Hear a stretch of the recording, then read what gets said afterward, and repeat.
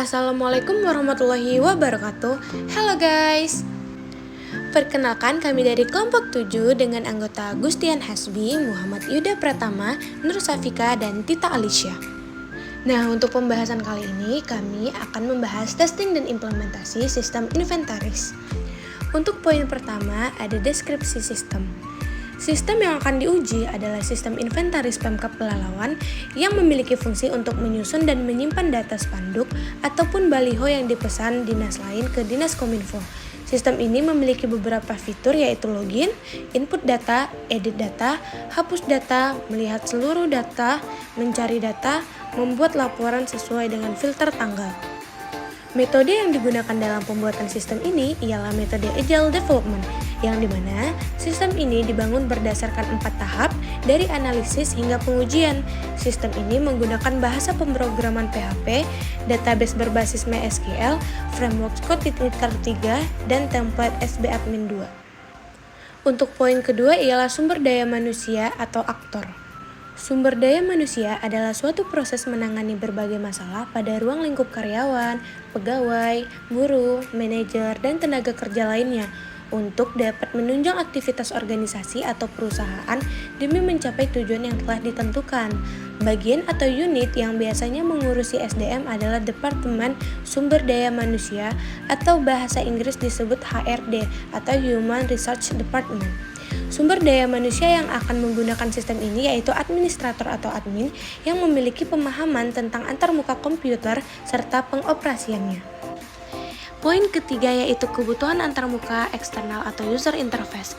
Yang pertama hardware interface dengan laptop prosesor Intel Core i5, RAM 4GB, SSD 128GB, dan yang kedua software interface dengan sistem Windows 8, pemrograman PHP versi 8, yang ketiga pengelolaan basis data menggunakan MyAdmin, text editor Sublime Text, web server XMPP versi 3.2.4, web browser Google Chrome, dan framework CI3.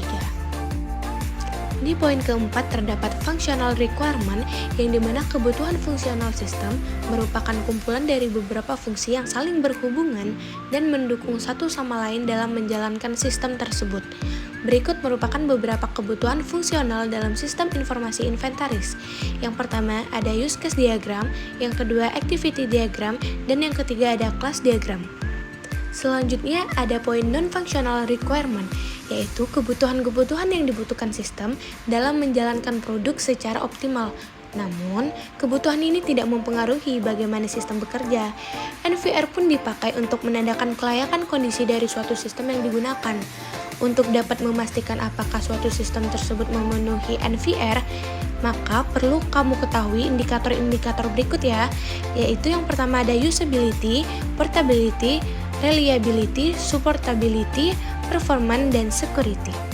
Selanjutnya kita masuk ke bagian testing yang dimana kali ini kita menggunakan black box testing.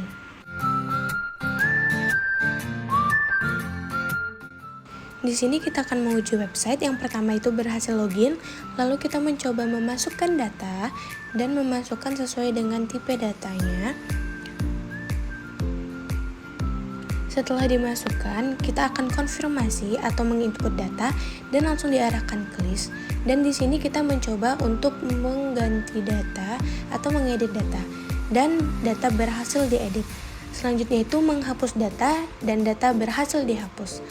Untuk fitur selanjutnya yaitu laporan, yang dimana kita di sini memfilter berdasarkan tanggal. Lalu setelah itu akan diarahkan oleh sistem ke bagian penyimpanan data dan bisa disimpan menggunakan PDF.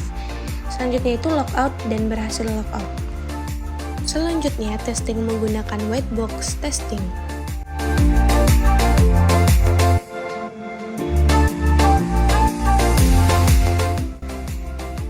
Selanjutnya ialah flow graph yang dimana memiliki definisi grafik yang digunakan untuk menggambarkan aliran kontrol dari sebuah program. Berbeda dengan flowchart, grafik pada flow graph tidak menggambarkan secara detail proses yang terjadi pada setiap blok notasi. Flow graph terdiri atas beberapa komponen, diantaranya nodes, edge, branch nodes, branch edge, dan path. Berikut merupakan contoh dari flow graph testing.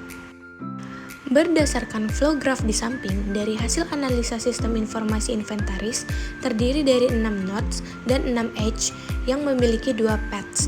Jalur pertama yaitu 1, 2, 3, 4, 6 dan jalur kedua yaitu 1, 2, 3, 5, 6. Poin selanjutnya ialah cyclomatic complexity yang pengertiannya ialah pengukuran kuantitatif dari kompleksitas logika program. Pada konteks metode basis path testing, nilai yang dihitung bagi cyclomatic complexity menentukan jumlah jalur-jalur yang independen. Jalur independen adalah tiap jalur pada program yang memperlihatkan satu kelompok baru dari penyataan proses atau kondisi baru.